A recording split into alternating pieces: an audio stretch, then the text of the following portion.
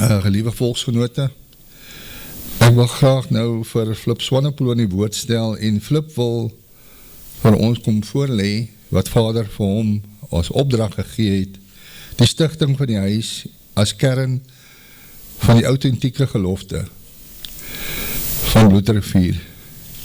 En dit word nie meer eerbiedig nie, tydens die geloftefeeste nie, en bijeenkomste nie. En Flip wil vir ons kom vertel daarvan. Baie dankie, Flip.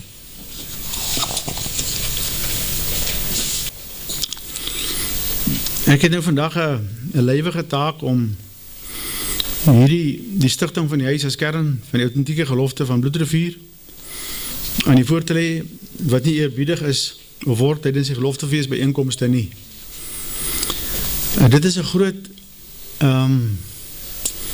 tot een groot mate die betekenis van die byvolgende gronde weens die gebrek aan kennis. Ons gaan as volg te gronde weens die gebrek aan kennis van die regte bewoording van die gelofte van Bloedrivier. Ons het hierdie vraag aan Vader voorgelê, wat hy nou met die sal behandel, wat uiteindelik by hierdie formulering uitgekom het. Die besprekingspunt mag vreemd wees vir sommige van u. Die stigting van 'n huis en die authentieke gelofte. Baie volksgenote weet nie eers van die gelofte, of hulle weet nie van die gelofte van Sarah Celia, hulle weet nie eens van die authentieke gelofte nie. Vir hulle is die gelofte van Sarah Celia die alombekende gelofte en die enigste weergawe wat geldig is. My gebruik making van heilige name en die raadpleging en lotsbeslissing is nie meer so vreemd vir baie volksgenote nie. Ons het dit al baie keer tydens vorige referate al behandel en daarna verwys. Terwille van u, wie die eerste keer hierna luister of hiermee te doen het, gaan ek dit net kortliks daarna verwys, want ons video's word op YouTube uitgesaai en baie keer is daar dalk mense wat nog nie voorheen nie van gehoor het nie, dan verloor mense hulle. Die heilige name het betrekking op die name van ons hemelse Vader en sy Seun, soos wat dit in die Hebreëse tekste bekend staan. Oftewel die grondtekste en die Griekse grondtekst. Sy naam is Yahweh en ons hom as die Here leer ken, en sy Seun se naam is Yeshua en ons hom as Jesus leer ken. Sy titel is Elohim en ons het hom as God leer ken. En hy is Mashiach en ons het hom as Christus leer ken. So al sy name, al sy titels is verander na dit wat ons huidiglik beleef. En ek sal dit in die volgende referaat van my behandel wat handel oor ons vertalings. Die lotsbeslissing moet ek ook net aan die noem, het ons as geloftevolk koördineringskomitee, of wel die GKK, ons besprekingspunte aan Vader voorlê, om te weet wat hy wil hê ons moet praat, want hy is hier teenwoordig, en ons wil nie meer ons eie gedagtes op die sakelys te plaas nie. Want ons is net nietige mense, maar ons wil graag by hom uitvind, wat wil hy waaroor ons moet praat, en dis wat op die sakelys is. Die bepaling van die lot, of die gebruikmaking van die lot, herinner ook aan Handelinge 1, vers 15 tot 26, denk ek, waar Matthias in die plek van Judas Iskariot aangewys is met die lot. Dit is met ander woorde ook in die Nuwe Testamentiese gebruik, en ons hoef nie te dink dat, omdat dit net, of hoofsaaklik in die Ou Testament gebruik is, dit het verval nie, soos het ons veraangeneem het binne ons grootwordproces in die gereformeerde leer. Andries Pretorius is ook met die lot aangewys in die Koran van 6 maande na die slag van Bloedrivier. In die Koran is daar die aanstelling van gemelde heer Pretorius tot hoofkommandant werd toen aan den raad het volks opgedragen, de welke zulks blijmoedig instemmen, doch werd eers en vooraf geloot onder de andere commandanten, toen het lot juist op hom viel. Hy werd dan met gelukwensing van ieder en die teenwoordig was, onder wettige instruksie door vermelde raad geformeerd, aangestel. Toen hy die heer Pretorius, nie hoofkommandant, met gepaard syne dankbetuiging en spraak dat hoe opgaren ook, echter daar het lot op hom gevallen was, en uit aanmerking van den, ek al nie verder aan nie, maar dit is die gesprek wat rondom die aanwysing van Andries Pretorius opgeteken is in die journaal, van dat hy met die lot aangewys is. So ek het die bewys aan die hiervoor gelê. Dit is die koerant waarin dit gepubliseer is, dit is Suid-Afrikaan, en daar is die journaal, wat ek nou in die vorige skyfies na verwys het. En die koerant is gepubliseer op Vrydag 14 Junie 1839, dit 6 maande na die slag van Bloedrivier. Die eerste voortrekker kerkraad is ook, in Natal is ook met die lot aangewys volgens die werke van Erasmus Smit, sy dagboek. Raadpleeg en losbeslissing is dus nie, onskriftuurlik nie, inteendeel Vader Jahwe verwag het van ons en hy sal aan ons besoek doen oor die wat om nie raadpleeg nie, volgens Sefanja 1 vers 6. Jammerlik het die raadpleging en losbeslissing verlore geraak in ons as volk, en dit is miskien tot 'n groot mate hoekom dit met ons so sleg gaan, want ons vra nie meer raad by ons hemelse Vader, wat die pad is wat ons moet stap nie. Die samenspreking van hierdie besprekingspunt het as volg verloop. Ek noem so lank aan nie wat ons vraag was, wat gelei het tot hierdie bewoording.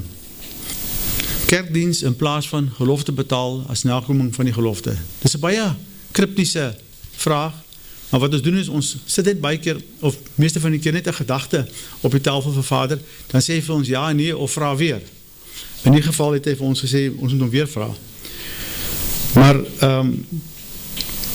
tydens hierdie besprekingspunt was ons oortuiging gewees dat die authentieke gelofte word nie eerbiedig tydens geloftefeestbyeenkomste nie, en tydens die kerkdienste van geloftefeestbyeenkomste nie.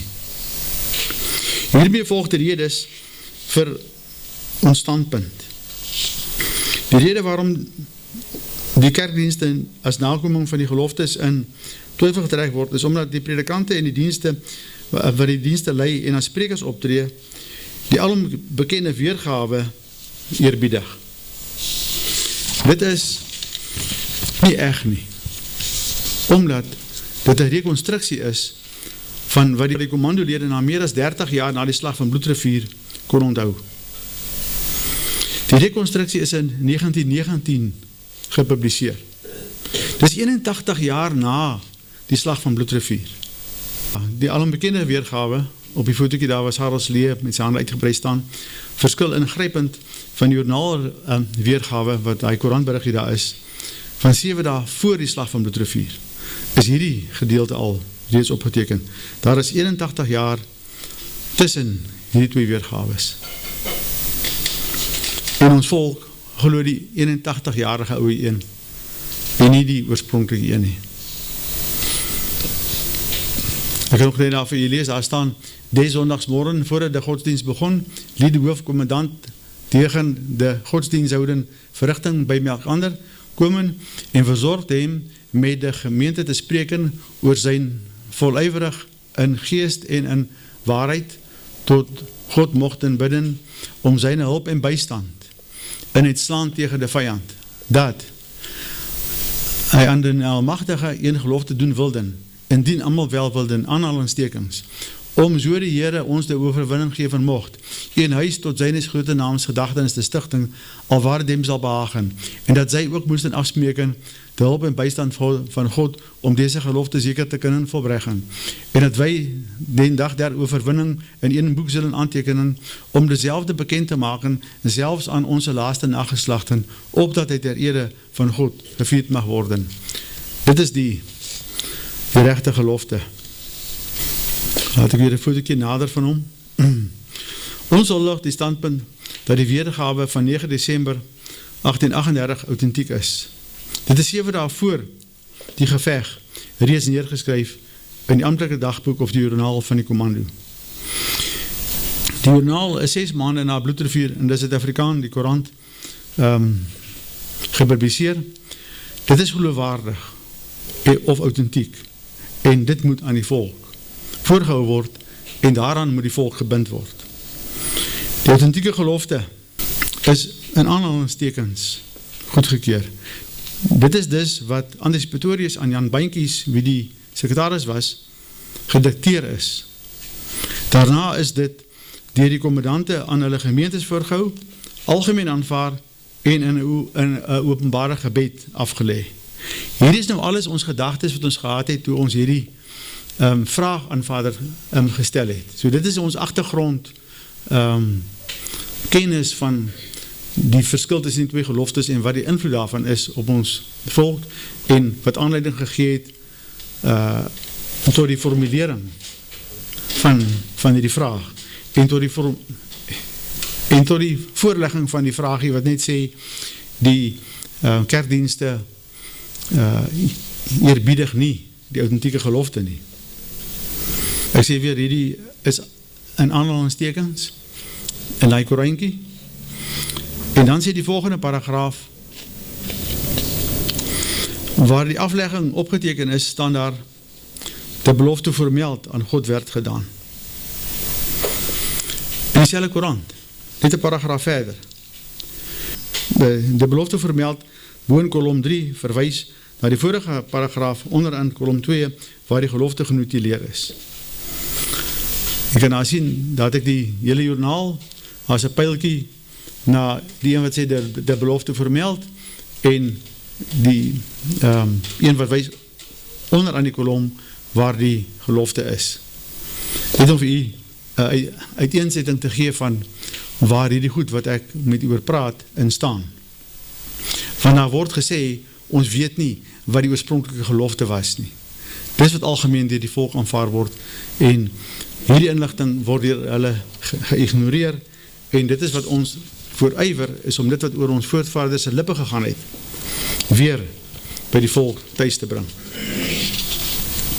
Hierdie getuig van die authentieke gelofte en verskil van die albekende weergawe wat 81 jaar later eers die lig gesien het.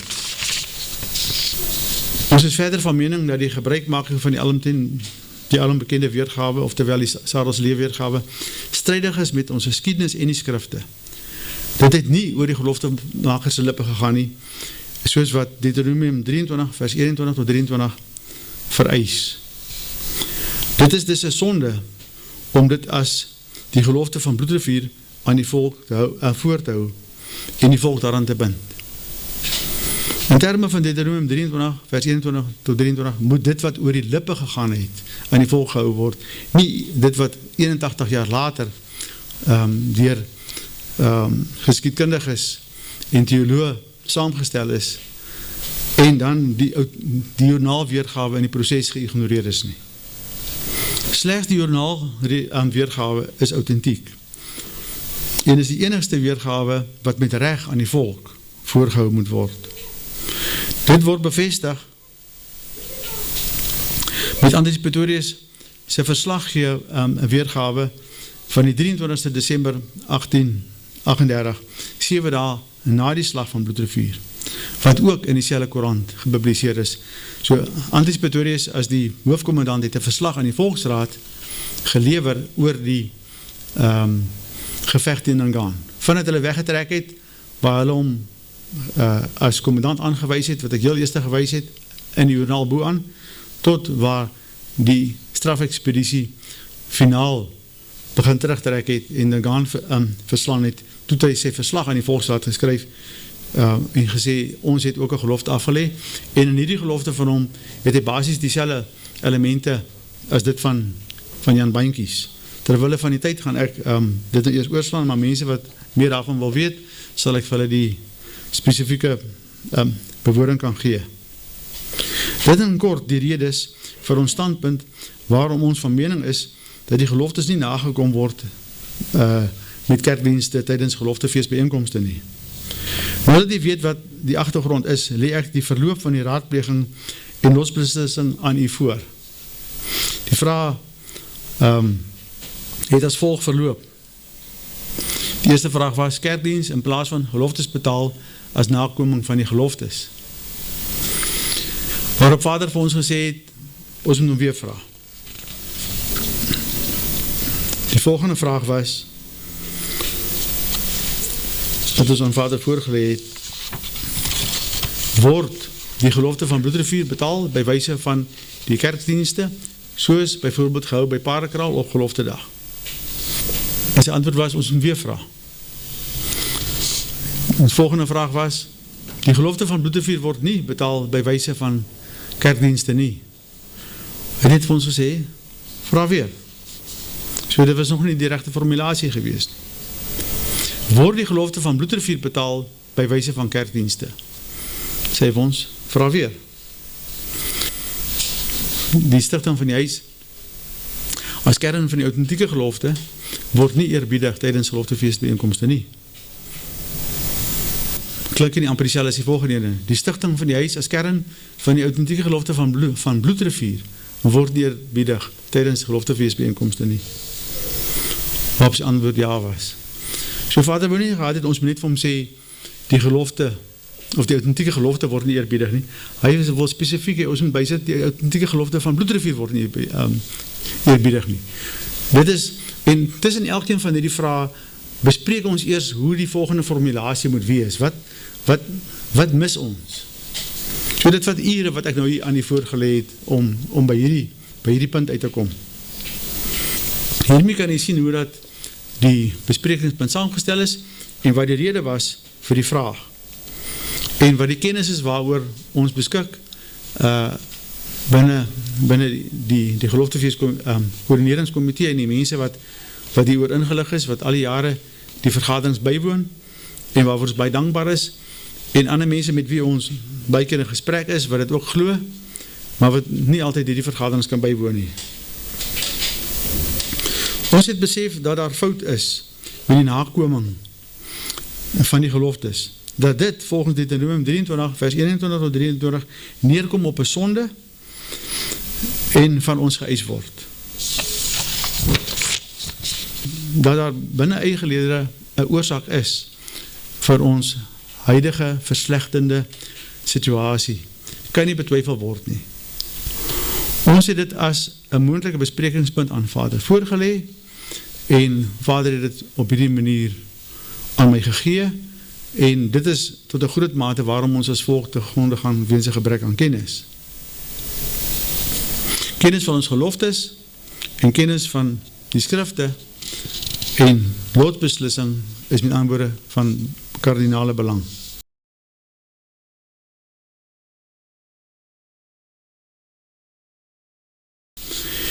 Die besprekingspunte bevat die volgende elemente wat uitgeklaar moet word, naamlik die authentieke gelofte van Bloedrivier, die stigting van die huis as kern van die authentieke gelofte van Bloedrivier, die stigting van die huis as kern van die authentieke gelofte van Bloedrivier word nie eerbiedig tydens geloftefeestbijeenkomste nie.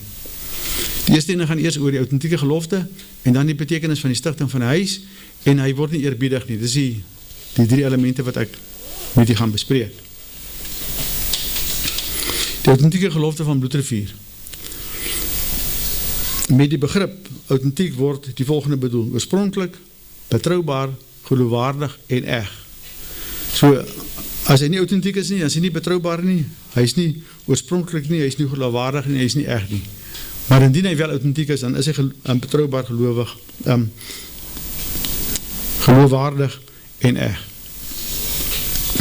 Die noodsaak van 'n gelofte het op aandrang van Andries Pretorius tydens die strafkommando so aantog teen Ngan ontstaan. Hy het veral met Sarel Celie daaroor gepraat. Die gesprek het uiteindelik tot die volgende bewoording gelei. En ek het dit al aan die gelees, ek gaan dit nie weer doen nie, om so die Here ons die verwinning gee van mocht, en dit wat daarop volg. Soos genoem is hierdie bewoording aan die 3 gemeentes. Onder leiding van die kommandante gegee, en hulle het aan hulle gemeentes voorgehou, en daar is algemene instemming verkry, en dit het alles op die 9de Desember 1838 plaasgevind. Dit dien beklemtoon te word dat die beweringe dat ons nie weet wat die bewoording van die gelofte is nie waar is nie. Hier staan toch hierbo, die belofte vermeld aan God werd gedaan. Daar was 'n tyd dat die voortrekkers nie meer die joernaal of die koerant in hulle besit gehad het nie. En aangewese was op dit wat die mense wat in die geveg deelgeneem het, kon onthou.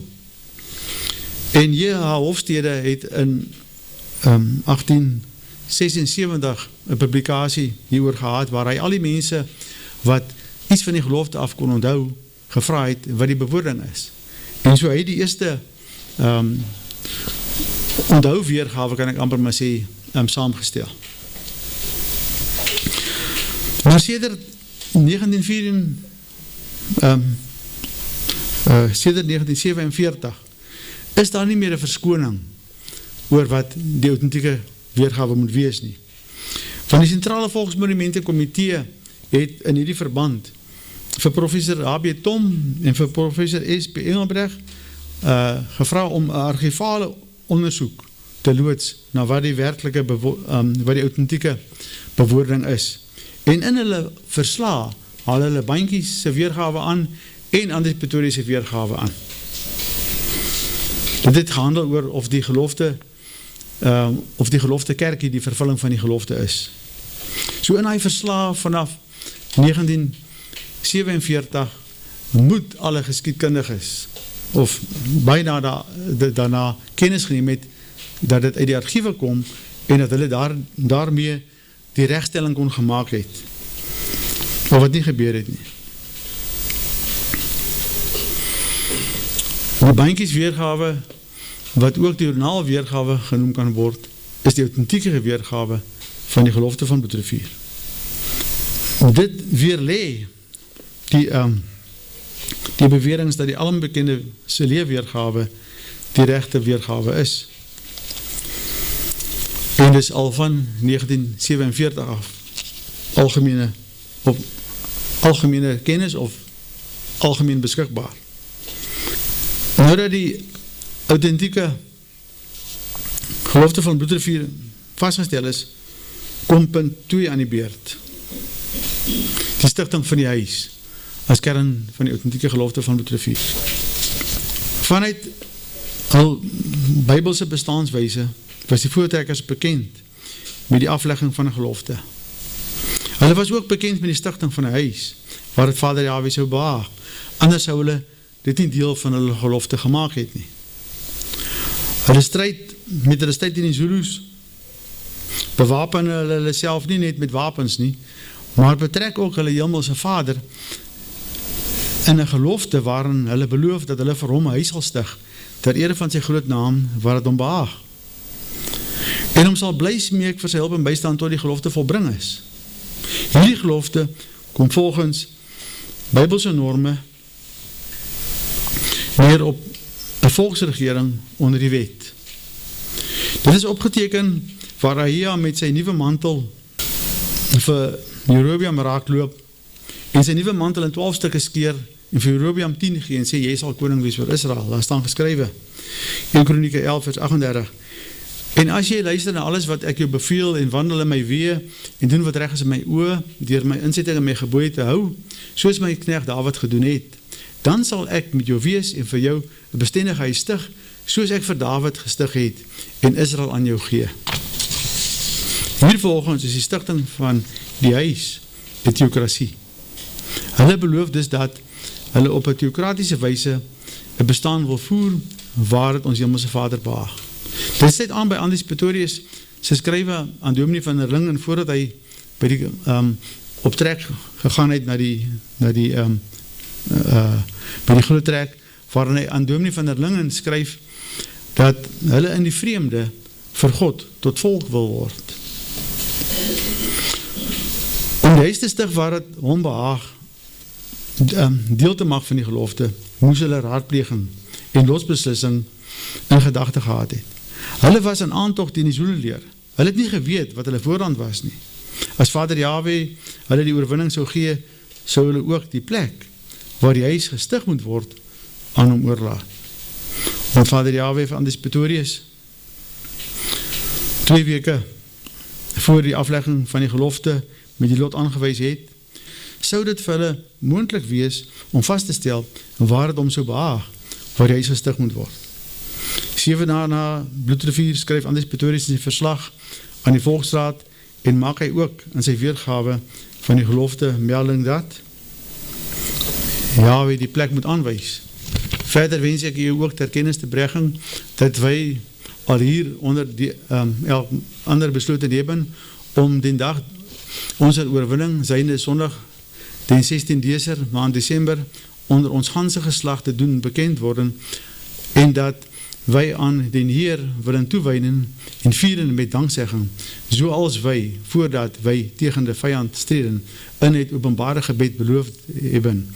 Zo ook dat wij de overwinning verkrijgen mogen en wij den Heer tot zijnes naams gedachtenis in huis stichten zullen, alwaar hij ons zulks aanwijzen zal. Welke geloften wij nu ook hopen te betalen met de hulp des Heeren. Nie hy ons gezegend en ons gebeden verhoord heeft. Verskil my Nederlands is nie so goed nie. En so hier sê Andries Pretorius ook, al waar Vader ons sal aanwys, sal ons hierdie huis stig. Jahwe moet dus die plek aanwys. Het Jahwe al sy aanwysing van die plek al plaasgevind, die plek waar die huis gestig moet word? Het die aanwysing al gebeur? Ja, dit het. Dit was 6 maande gelede, 'n besprekingspunt tydens die September 2024 volksvergadering by Holfontein. En die besprekingspunt was die belangrikheid van die patriargale gelofte van het hemelse perspektief ter stigting van die theokrasie van die boererepublieke.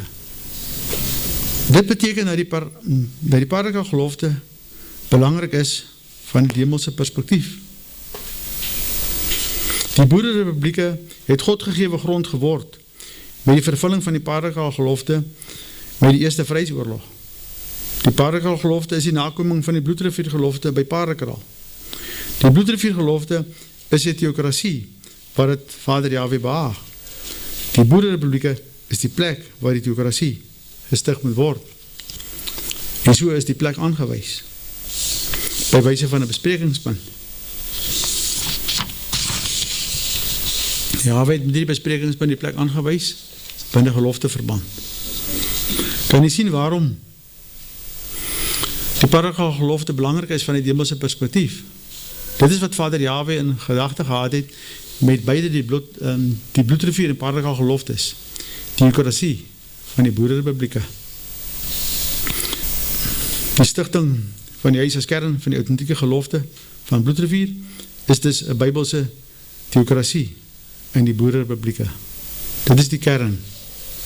Nou kom die derde punt aan die beurt. Vanuit 3 punte.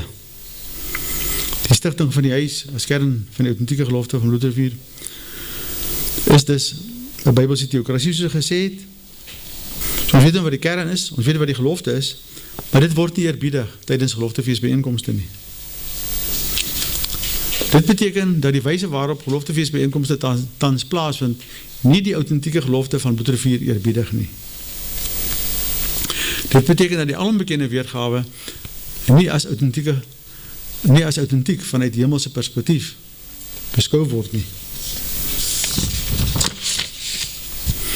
Hierdie is 'n hemelse teregwysing teen die wyse waarop geloftefeesbijeenkomste tans plaasvind, ten opsigte van watter weergawe gebruik moet word.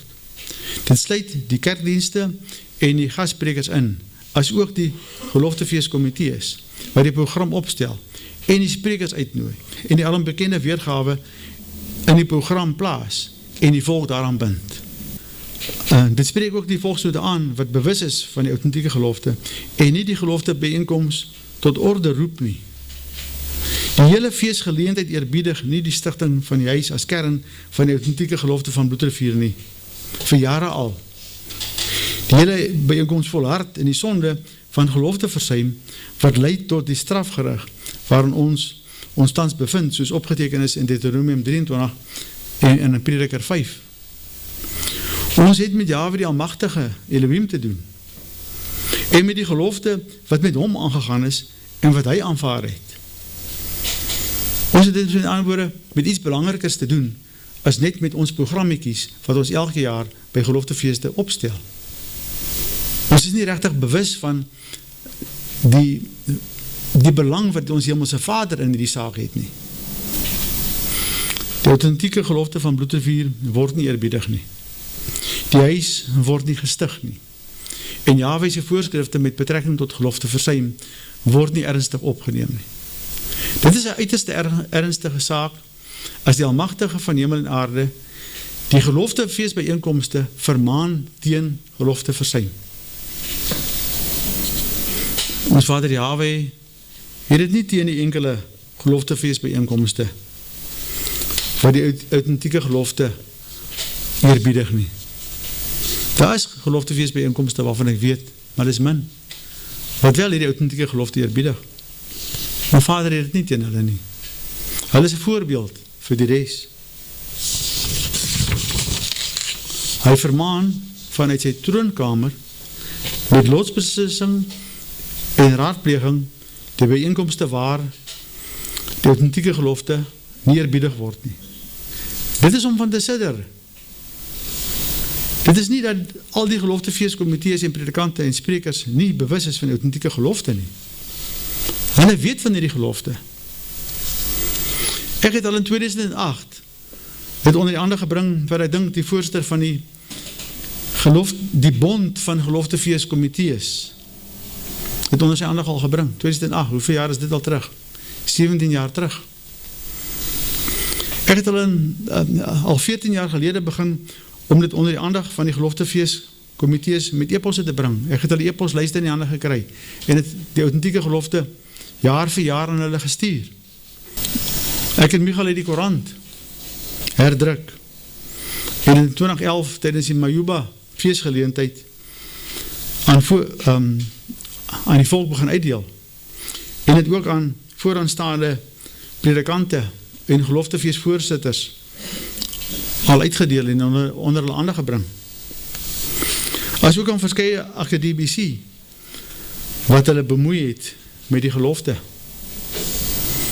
Ek en Philip Groenenstein het 'n verslag opgestel en die akademici en theoloog genader oor wat die authentieke gelofte kan wees.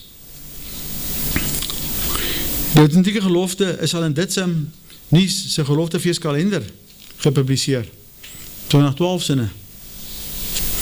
Boer Media het al die Koerant en die authentieke weergawe bekend gemaak. Radio Grootrivier het al 'n reeks van 10 aflewerings oor die geloftes uitgesaai.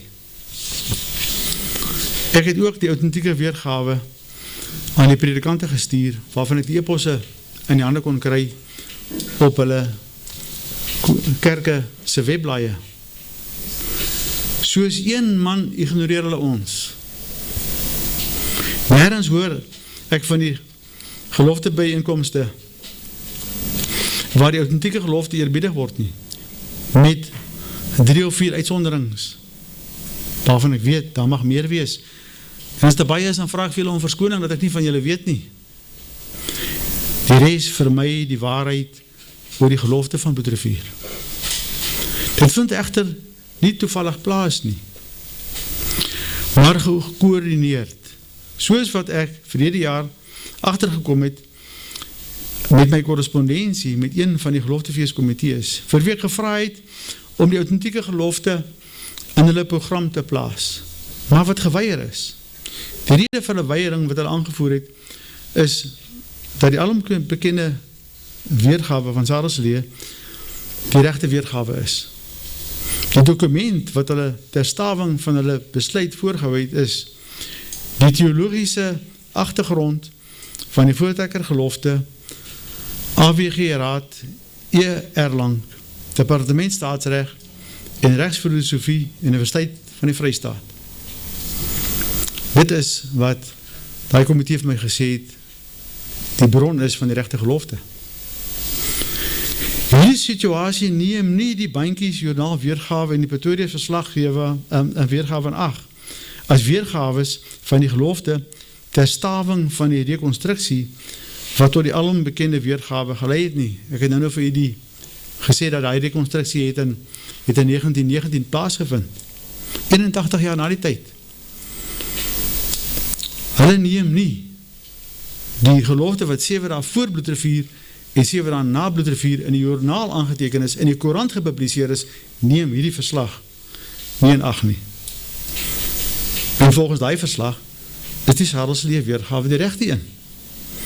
Ander historici verskil volgens die komitee se korrespondensie aan my van die verslag van professoraat. Historici soos van Jaarsveld, Spies en Strauss het die betroubaarheid van die verskille tussen bogenoemde weergawes en dan veral die van Bandjies en A.W. Pretorius en Celie uitgewys. Wat die betroubaarheid van die bronne aanbetref, som Strauss dit as volg op. Teen hierdie agtergrond is dit duidelik dat ons aan Bandjies en Pretorius voorrang moet gee in hulle weergawe van die gebeure by die aflegging, as ook die inhoud van die gelofte, maar dat ons Celie nie buiten rekening kan laat nie. Ook van Jaarsveld beskou Bandjies en A.W. Pretorius se weergawes as die twee mees betroubare dokumente. Die hoofrede hiervoor is die betrokke dokumentasie se ontstaandheid wat die naaste aan die gebeure soos wat dit beskryf is. Die bron is DR van den Berg en S.J. Botha, bladsy 109. So die komitee stuur toe vir my hierdie dat party historici beskou dit as dat die Bandjies en die Pretorius weergawes wel die regtes is, maar dat binne gereformeerde kringe beskou hulle dat die Sarelslee weergawe die korrekte een is. Dit is asof geloftefeestbyeenkomste blindelings weier om die autentieke gelofte te eerbiedig. Die autentieke gelofte, ons as geloftepligtige volk, sy vryheidsmanifest. En die alombekende gelofte het 'n strafgerig geword. Dit is geweldige aantuigings wat ek hier maak, maar ek moet dit doen. Die autentieke gelofte beteken dat Vader Yahweh en Yeshua direk oor ons moet regeer. Dit beteken dat hy voltyds vir ons sal wees, soos by Bloedrivier en Barekral tot Majuba. As hy vir ons is, wie kan teen ons wees? Maar gelofte versuim, deur die geloftefeestbyeenkomste, het sonde in ons geword. Dit is op sterkte van Deuteronomium 23 vers 21 tot 23 en Prediker 5 vers 3 tot 5. Die oorsaak van die huidige haaglike omstandighede waarin ons bevind. Dit is 'n geweldige aantuiging wat ek maak, wat baie teenoor die aksie kan uitlok en tot gevolg kan hê. Maar wat ek vir u sê het en doel om die geloftefeestbyeenkomste in te lig, dat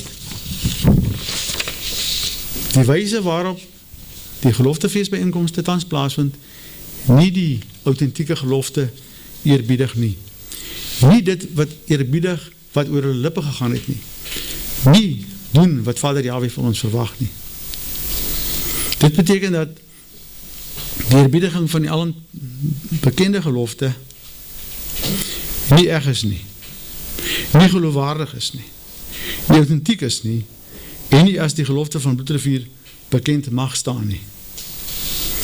Ek kan nie oorswyg nie, want dan sal ek ongehoorsaam wees aan ons hemelse Vader en nalat om my liefde vir my geloftepligtige volk te betuig. Maar wat word dan eerbiedig tydens geloftefeestbyeenkomste? My broeders en medelandgenote, hier staan wy voor die heilige God van hemel en aarde om in gelofte aan hem te beloof en dat as hy ons sal beskerm en ons vyand in ons hand sal gee, ons die dag en datum elke jaar as 'n dankdag soos 'n Sabbat sal deurbring, en dat ons sy huis tot sy eer sal oprig waar dit hom behaag, en dat ons ook aan ons kinders sal sê dat hulle met ons daarin moet deel, tot gedagtenis ook vir die opkomende geslagte. Van die eer van sy naam sal verheerlik word deur die roem en eer van die oorwinning aan hom te gee. Klink dit soos die bandjies in die Pretorius weergawe? Soos genoem, is hierdie alom bekende weergawe 81 jaar na Bloedrivier deur G.B.A. Gardner gerekonstrueer uit. Dit wat Sarel Silje 32 jaar na Bloedrivier kon onthou, en wat hy in sy journaal laat opteken het. En dit wat J.H. Hofstede 38 jaar na Bloedrivier gepubliseer het, in sy geskiedenis van die Oranje Vrystaat. En nog weergawes wat professor Andries Raad, waarna hy verwys in sy publikasie, die theologiese agtergrond van die Voortrekker gelofte, waarna ek al verwys het.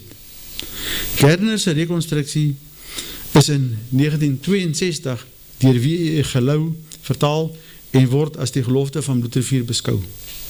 So jy kan nou vir jouself, in terme van ons Bybelse voorskrifte, vir jouself besluit, of vir jouself 'n idee vorm, of die bandjies in die Pretorius weergawe autentiek is, en of die 81-jarige weergawe van Gardner autentiek is. Die tekortkominge van die alom bekende weergawe.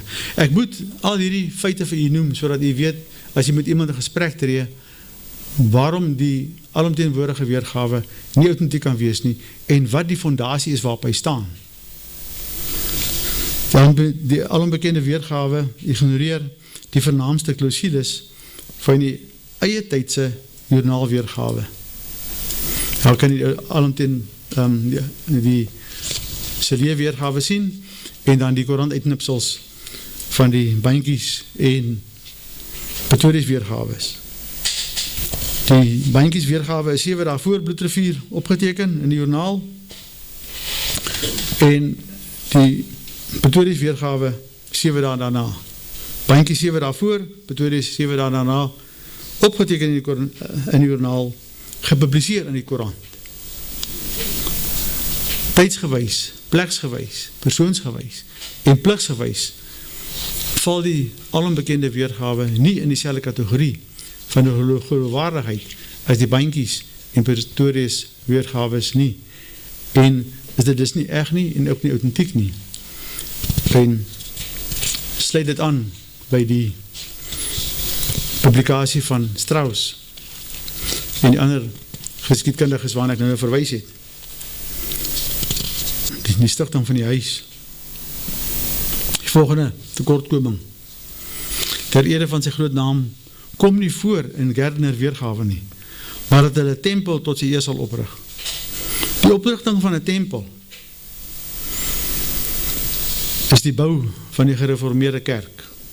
Die stigting van die huis is die theokrasie. Die Bybelse theokrasie waar het om behaag. Dis die verskil wat net die paar bewoordingkies in die gelofte tot gevolg het. 'n tempel of 'n theokrasie.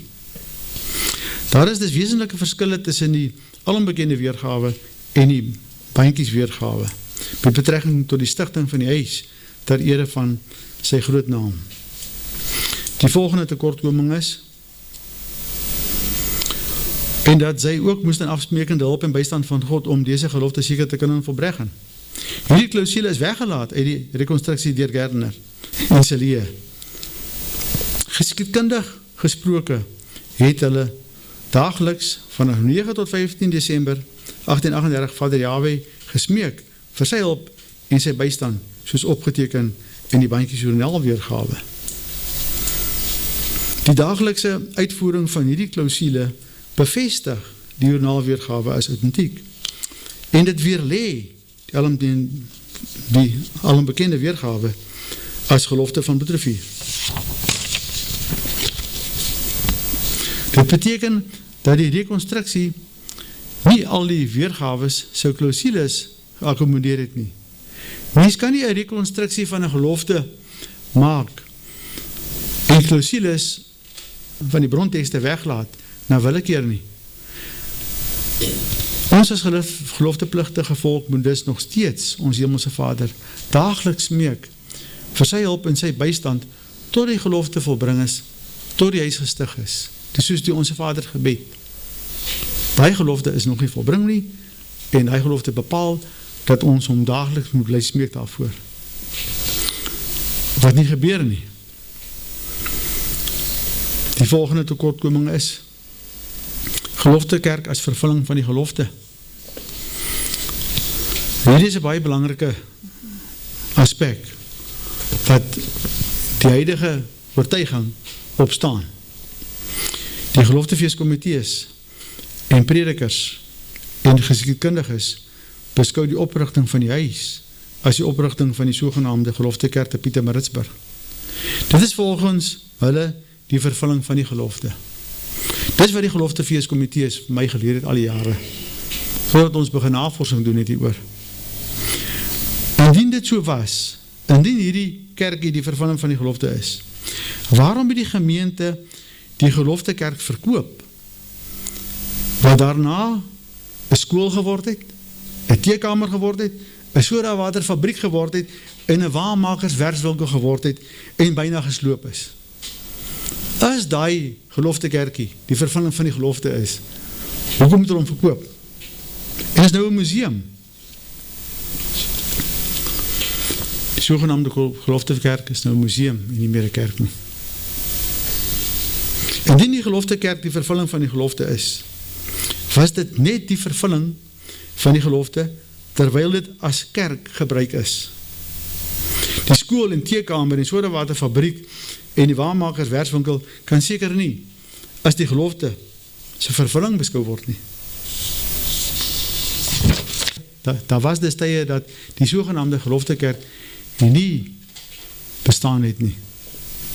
Wat beteken dat die gelofte binne gereformeerde konteks in daardie tyd nie vervul was nie.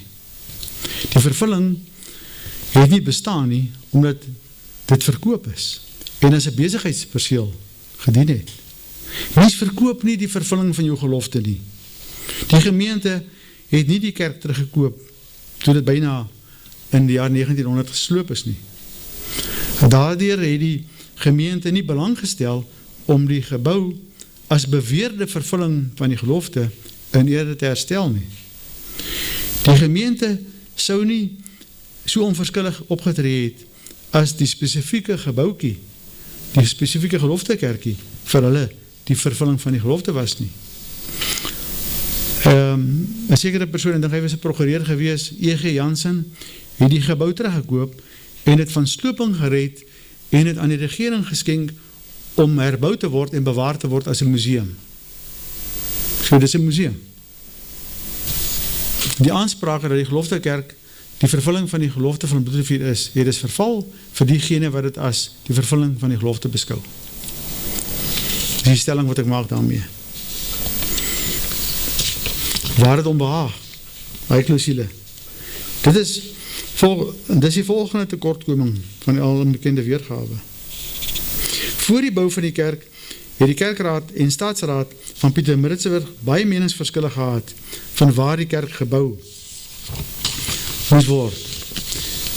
Dit is opgeteken in die notules wat Paul Creer in sy 2009 gelofte rede by Parakraal aangehaal het. So in hy notules van die kerkraad en die staatsraad van Natal het hulle met mekaar ewige risies gehad van waar die kerk gebou moes word. Indien die kerk die vervulling van die gelofte moes gewees het, sou hulle Vader Jahwe geraadpleeg het, met betrekking tot die plek waar die kerk gebou is. Volgens die notules het hulle die kerk gebou waar het hulle behaag het, na al hulle meningsverskille. Die kerk voldoen dus nie aan die klousule waar het ons Hemelse Vader behaag nie. Wat is dan nou die vervulling? Nou sluit ek af. Wat is dan nou die vervulling van die gelofte van Bloedrivier? Dit is die stigting van 'n Bybelse teokrasie in die Boererepublieke. In die journaalweergawe van die gelofte is onder andere beloof dat hulle 'n huis sou stig ter ere van Vader se groot naam waar dit hom behaag, en dat hulle hom sou bly smeek vir sy hulp en sy bystand totdat die gelofte volbring is, dat hulle dit aan hulle nageslagte sou bekend maak het, omdat dit tot sy eer gevier moet word. Wat is nou die vervulling van die gelofte van bloedrivier? Dit is die stigting van die huis ter ere van sy groot naam, waar dit hom behaag. Ek gaan nou hierdie paar stukkies net maar oorslaan. Ek gaan dit net opsommend vir jy sê, waar dit hom behaag. Had hy hom bly smeek vir sy hulp en bystand tot hy gestig is. Die bekendmaking tot sy eer. Dit is die vervulling. Die huis moet gestig word, tot eer van sy naam, waar dit hom behaag, en ons moet bly smeek tot die gelofte volbring is. En ons moet bekend maak aan sy nageslagte. Ek gaan net die laaste een vir u ten volle behandel. Die laaste klousule van die autentieke gelofte is as volg, om dezelfde bekend te maak en selfs aan onze laaste nageslagten, opdat hy eer van God gevierd mag worden. Ek het hiermee aan u as huidige geslag bekend gemaak wat tot eer van Jahwe gevier moet word. Namelijk die stigting van die huis as kern van die autentieke gelofte van bloedrivier. Want volgens die besprekingspunt word die autentieke gelofte van bloedrivier nie eerbiedig nie.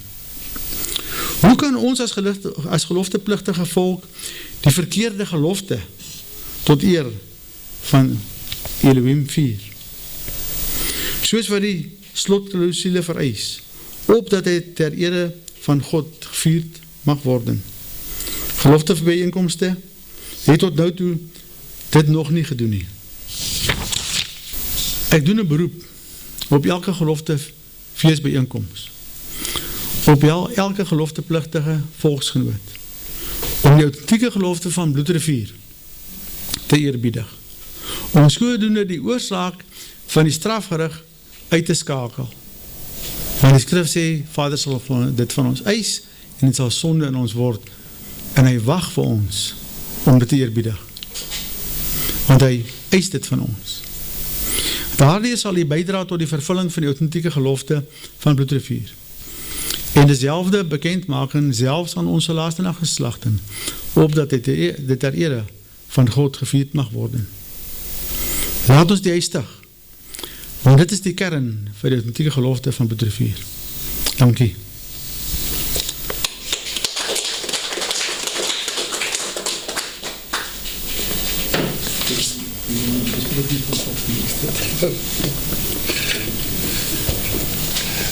Baie dankie Flip vir 'n baie deeglike voorlegging.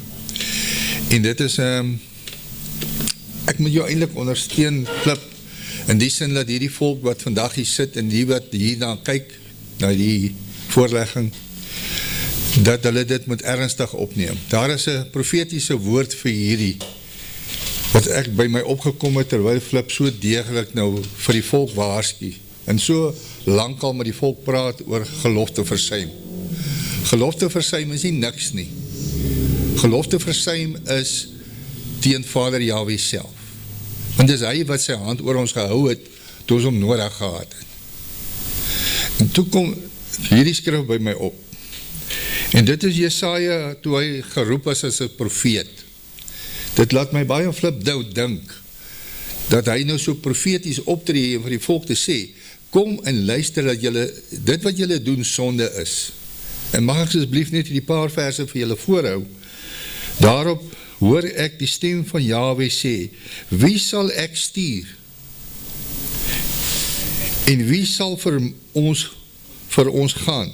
Toe antwoord ek, hier is ek, stuur my. Dis wat Jesaja sê. En hy het gesê, en hy spreek, Jahwe spreek, sê, gaan sê aan hierdie volk, hoor altyd deur, maar verstaan nie, en sien altyd deur, maar bemerk nie. Maak die hart van hierdie volk vet, maak hulle ore swaar, en bestryk hulle oë, sodat hulle nie sien, en hulle oë met hulle oë, en met hulle ore nie hoor, en hulle hart nie verstaan nie, en hulle nie bekeer en gesond word nie. Toe sê ek, hoe lang, Vader Yahweh? En hy antwoord, totdat die stede verwoes lees sonder inwoners en die huise sonder mense en die land verwoes is tot 'n wildernis. En Yahweh, die mense verder verwyder het en die verlatenheid groot is in die land, en as nog 'n 10de deel daarin is, sal dit weer wees tot 'n verwoesting. Maar soos by die terpentynboom en die eikeboom, as hulle omgekap word, 'n stomp oorbly, so sal die heilige geslag die stomp daarvan wees. Dit is wat vir ons profeties vir ons gesê word, en dis wat Flip hier in 'n referaat vir ons vermaan basis. Betaal julle geloftes, kom paardekraal toe, betaal die geloftes, doen wat julle moet doen. As daar enige iemand anders is wat nog iets wil sê, Kobus, ek gaan jou geleentheid gee. Baie dankie Flip, vir 'n uiters volledige verslag, referaat, maar nou, wat by my opkom, dit is vir Vader 'n baie belangrike punt, en dit is 'n aanklag. Maar hoe gaan ons by 'n oplossing kom? Hoe gaan ons die volk moet laat weet? Jy het al soveel kere e-posse gestuur en goed. Hoe gaan ons, gaan 'n mens kan 'n kort YouTube video maak van die, dat ons hom ook kan laat, as ek nou die Engelse woord kan gebruik, laat boost, om die volk bewus te maak, hoe gaan ons hierdie ding uitkry by die volk? Ek weet nie of daar genoeg is wat na die video's gaan kyk nie. Kan 'n mens by 'n kort oplossingkie kom om die ding aan te jaag, dat die volk kan sien? Want duidelik, die komitees wil nie, ons moet die volk laat weet, want die komitees is ons eintlik vyandig gesind. Dankie Kobus vir die vraag, ja. Tot dusver toe is al my pogings, is alles mislukkings. Daar kom niks daarvan af nie. So ons kan hierdie saak nie op ons eie manier bevorder nie. Dis soos Jurgens gesê het, kyk en sien en hoor en verstaan nie tot wanneer toe, tot die stede in verwoesting is. Tot aan die einde van die dag, het iemand al gesê, was in ons referaat al baie keer gewees. Dan sal my volk eers begin luister. Ek sal, dit wat jy graag wil hê, net 'n kort, sê maar 'n 5 minute boodskapie maak as opsomming van hierdie, en eintlik maar 'n paar aantuigings maak. Om die mense se bewus te maak, gesê, gaan kyk die hele video op YouTube. Dan sit ons die ding op Facebook en op WhatsApp en die volledige een op YouTube.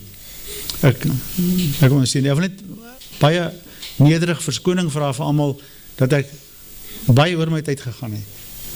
Maar ek kon nie anders nie. Ek kon nie halfte van hierdie goed, van hierdie inligting. Ek kon nie net halfte van die gegee het nie, want dan het ek nie die volledige prentjie geskets nie. Dan kan iemand nie die volledige aantuigings vir en teen die autentieke gelofte en vir en teen die alomteenwoordige weergawe met mekaar bespreek het nie. Dan het hulle nie geweet dat hy verkoop is nie, dat hy 'n waarmakerswerkwinkel geword het, dat hy nou 'n museum is. En dit met ander woorde, die aansprake vir die gebouwtjie as die vervulling van die gelofte het verval. En ek moet vir al die feite gee. Ek kan vir nog baie meer feite gee, maar hier is die minste wat ek vir kan gee op die oomblik. Maar dankie dat jy my verdraai het. En dankie Flip, hierdie saak is 'n baie belangrike saak. Ek het ook al 'n voorlegging gedoen rondom hierdie saak, en dit bly by Vader 'n belangrike punt om ons te vermaak. Dankie Kobus vir jou voorstelle of gedagtes, en Konrad. Dankie om Flip, ja, vir al die navorsing in die verlede ook, en dat ons daai manier ophef vir ons volk. Dink my vraag is, ons weet ons moet die geloftes onderhou, en ons moet by paardekraal ook by mekaar kom om het te onderhou. Met betrekking tot die huisdag, ek wonder of 'n mens dalk dit meer prakties vir die volk kan verduidelik, hoe stig ons daai huis, behalwe om net die gelofte te onderhou. Ek dink dalk verstaan hulle dalk nie, alhoewel meeste mense weet nie eers dat ons hierdie huis moet stig nie. Of wat dalk 'n meer praktiese voorbeeld is van hoe stig ons hierdie huis. Ek meen om vader se gebooie te onderhou en al daai tipe goed, is dit al of is daar iets meer prakties wat ons kan doen? Ek meen as jy huis stig, dit moet soos 'n familie wees, dit moet ja, dit is, ek weet nie of hoe me verstaan wat ek vra nie, maar meer as net om by gelofte dag op te daag.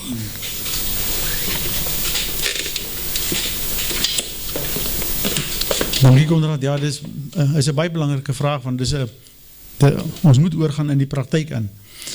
Die eerste punt is, ons moet as volk by Paardekraal by mekaar kom. Elke jaar op die 16 Desember. Die tweede punt is, ons moet om dagelijks bly smeek, vir sy hulp en bystand, om hierdie gelofte te kan volbring. Die derde punt is, ons moet besef dat die stigting van die huis die totstandkoming van die theokrasie is.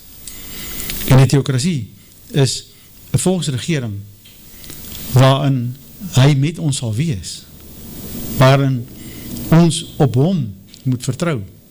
En ons as geloftefees koördineringskomitee het met die 2009 volksvergadering by Vegkop besluite geneem, of die vergadering, en hulle het dit aan die GKK oorgedra om uit te voer. En ons as komiteekie wat hier sit, en wat nog steeds aanhou daarmee, al is ons min, en al is die goed wat ons sê, nie gewild by die volk nie. Daar moes 'n theokratiese komitee tot stand kom.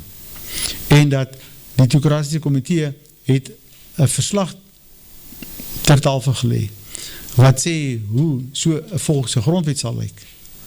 En dis maar net 'n wegtrek grondwet, wat uit die Bybel uitkom, wat ons opgestel het. So daar is al reeds baie gedoen, om in die praktyk oor te gaan. Wat ons verder kan doen, is soos wat Kobus gevra het, om die tegnologie te gebruik, om dit bekend te maak. En dan as ons by Paardekraal by mekaar kom, dan moet ons daaroor praat. Ons moet weer volksvergaderingkies hou, besprekings hou, en nie net by mekaar kom, en 'n diens hou, en 'n toespraak hou, en allemaal gaan weg nie. Ons moet dan vir 2 of 3 dae by mekaar kom daar. En die praktiese oorgang tot die stigting van die huis met mekaar bespreek voor Vader se aangesig, want hy is ook daar. Soos wat hy vandag hier is hy ook daar by Paardekraal waar voor sy aangesig moet verskyn. Dis maar 'n paar gedagtes wat ek het. Maar ek vra asseblief, as iemand nog 'n gedagte het, kom sê dit. Of deel dit as dit in jou gedagte kom met enige van ons komiteelede, sodat ons 'n lys kan opstel en dit kan begin prakties doen. Maar die eerste stap is, bid dageliks daarvoor en kom as volk Paardekraal toe. Sorg dat die volk daar is. En dan kan die gesprekke begin volg. Dis wat ek in gedagte het. Ek weet nie of dit jou vraag beantwoord nie. Maar daarom doen jy dit al. Dankie Konrad. Daarom doen ons allemaal dit al. Ons allemaal wat daar kan wees. Ek weet daar is mense soos Yvonne wat thuis die fort moet hou, vir die belangrike inligting daar by haar bly bekend maak, getrou. Soos daar baie ander geloftefeeskomitees ook. Vryseburg, Henko wat daar die fort hou, terwyl Tini Paardekraal toe kom. Maar daar is 'n plan. Die huidige geloftefeeskomitees kan bly bestaan, hulle moet bly bestaan. Want hulle is die takke van die boom, van die Paardekraal gelofte. Die Paardekraal gelofte het so takke geword. Of het landswyd. Al die geloftefeeskomitees wat landswyd bestaan, is takke van die Paardekraal gelofte, en hulle weet nie van die Paardekraal gelofte nie. So dat is baie geskiedenis wat ons met mekaar kan deel, en gee idees, en skryf opstelle, en maak videokies, kom ons, laat die inligting kan versprei word. Dankie Konrad, dankie voorste. Baie dankie Flip. Die kruks van hierdie saak is, dit is sonde in ons geword, in ons volkslewe. Is daar nog iemand wat Micha?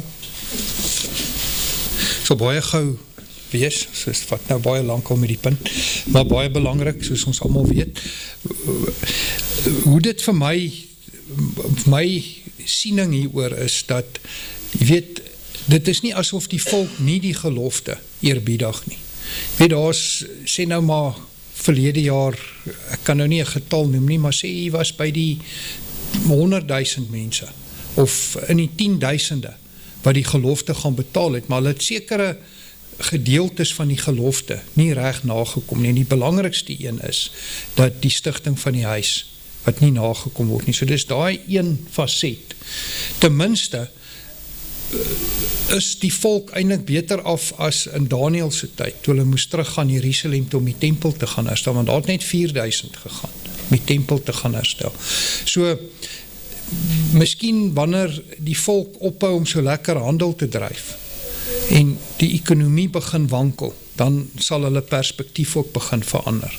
Maar ons kan maar net doen wat ons moet doen, en dit is om alles op rekord te plaas, so dat Vader in die hemel hoor, dat daar is 'n groep mense wat agslaan op die autentieke en die regte gelofte, want die hele proces is in elk geval in worde. Dit is maar net my siening daaroor. Dankie. Ja, Flip, wil jy ja. En nog iemand?